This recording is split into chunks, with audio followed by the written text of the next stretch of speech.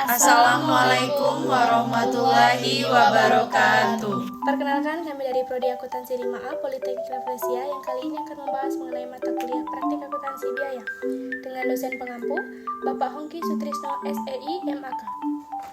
Adapun anggota kelompok kami kali ini beranggotakan 5 orang. Yang pertama, saya Malia Nurjana, NPM 2118141014. saya Inamaya Sari, NPM 2118141061. Saya Lingga Veronica, NPM 2118141075. Saya Selina Danadila, NPM 2118141025. Dan saya Said Husin Ismail, NPM 2118141021.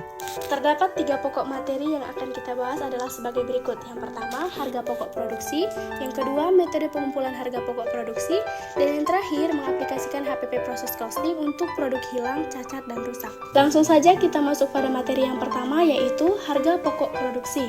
Harga pokok produksi adalah biaya yang telah dikorbankan dalam proses produksi atau kegiatan mengubah bahan baku menjadi produk selesai, yang meliputi biaya bahan baku, biaya tenaga kerja langsung, dan biaya overhead pabrik. Materi yang kedua, metode pengumpulan biaya produksi, yaitu menghitung semua unsur biaya kerja dalam harga pokok produksi.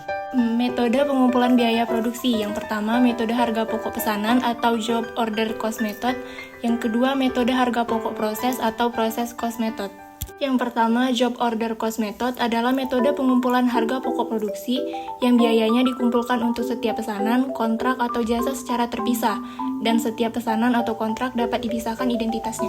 Yang kedua ada proses cost method, yaitu biaya-biaya produksi dikumpulkan untuk periode tertentu dan harga pokok produksi persatuan produk yang dihasilkan dalam periode tersebut dihitung dengan cara membagi total biaya produksi untuk periode tersebut dengan jumlah satuan produk yang dihasilkan dalam periode yang bersangkutan. Selanjutnya adalah metode penentuan harga pokok produksi. Metode penentuan harga produksi adalah cara memperhitungkan unsur-unsur biaya ke dalam harga pokok produksi. Metode pengumpulan biaya produksi terbagi menjadi 2, yaitu yang pertama full costing dan yang kedua yaitu variable costing. Untuk metode full costing adalah metode penentuan harga pokok produksi yang memperhitungkan semua unsur biaya produksi ke dalam harga pokok produksi yang terdiri dari biaya bahan baku, biaya tenaga kerja langsung, dan biaya overhead pabrik, baik yang berperilaku variabel maupun tetap. Yang kedua yaitu variable costing. Variable costing adalah metode penentuan harga pokok produksi yang hanya memperhitungkan biaya produksi yang berperilaku variabel ke dalam harga pokok produksi, yang terdiri dari biaya bahan baku, biaya tenaga kerja langsung, dan biaya overhead pabrik yang berperilaku variabel. Materi yang ketiga, pengaplikasian HPP Process Costing untuk produk rusak, cacat, dan sisa bahan.